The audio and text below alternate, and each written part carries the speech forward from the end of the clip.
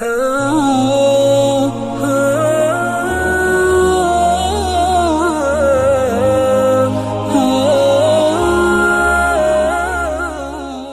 کے نیچے سبسکرائب کے بٹن پہ کلک کریں، بیل کے آئیکن پہ کلک کیجئے تاکہ ہر نئی ویڈیو کی نوٹیفیکیشن آپ کو ملے۔ ویسے تو جو دعائیں وظائف میں بتایا کرتا ہوں اس کی عمومی اجازت ہوتی ہے،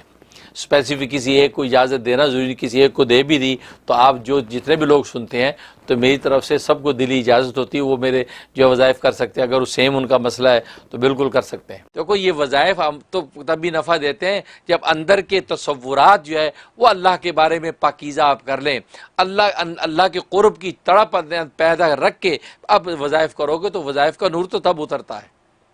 اندر سے ہماری حالت یہ ہوتی ہے، ہم جو ہے وہ خدا بیزار ہو کے چلتے ہیں اور زبان سے تسبیح کر کر کے خدا کو پانا چاہتے ہیں۔ اللہ تو زبان ہی ہمارے قلب کو دیکھتا ہے۔ ہبا ہاشمی: لگتا ہے میرے بالوں کو نظر لگ گئی ہے، بہت تیزی سے جھڑ رہے ہیں اور سفید ہو رہے ہیں۔ ہاں ہو سکتا ہے نظر لگ گئی ہو، اس لیے کہ تم لوگ بھی تو بال کھول کے پھرتے رہتے ہو، بال کھول کے پھرتے ہو تو نظر ہی لگے گی۔ تبھی تو دیکھو شریعت نے کہا کہ بالوں کو سمیٹو، پردے میں رکھو، بال بھی پردے میں رکھو، ہیں اپنا جو پورا عبایا پہنو، اپنا سینہ پیٹھ سب چیزیں جو ہے پردے کے اندر ہوں، ہیں نقاب لگا سکتے ہو نقاب بھی لگاؤ، نہیں لگا سکتے تو چلو یہ ہے کہ باقی اپنا چہرہ اور ہاتھ پر کھولے رکھو، تو باقی جسم تو ڈھانپو۔ اس لیے کہا ہے کہ نظریں لگتی ہیں، اور عورت کے بال جب کھلتے ہیں تو نظر ہی لگے گی۔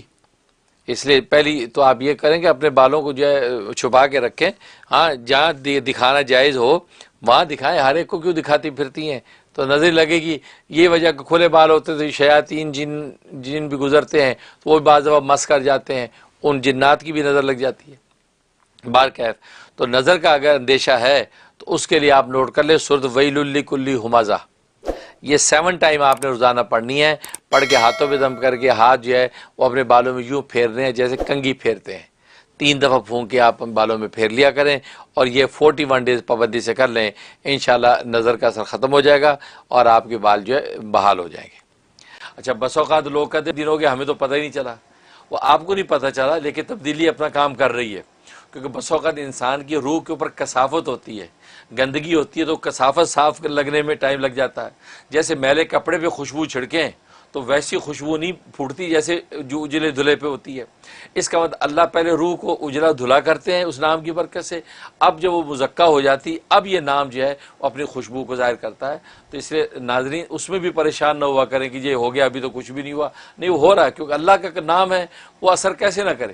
اب شہد کا لفظ بولے تو منہ میٹھا ہو جاتا ہے، لیمو بولے تو منہ میں پانی آ جاتا ہے، تو یہ دنیا کی معمولی چیزیں اب اتنا اثر رکھتی ہیں کہ نام لو تو منہ میں پانی آئے، تو اللہ کا نام اثر نہیں کر رہا ہے۔ ہماری روح کا جو تعلق اللہ سے اس میں کمی ہے، اصل میں وہ اس کی صفائی ہو رہی ہے۔ وہ جب شفاف آئینہ ہو جائے گا اب چہرہ آپ کو صاف نظر آئے گا، گویا کہ اب اس کی تاثیر ظاہر ہوگی۔ دنیا کے مسائل ہیں، ہم لوگوں کے مسائل ہیں یہ، اور لوگوں کو گھر بیٹھے اپنے لیونگ روم میں، اپنے بیڈ روم میں، ٹی وی کے اوپر، فون کے اوپر یہ مسائل کا حل یوں مل جاتا ہے،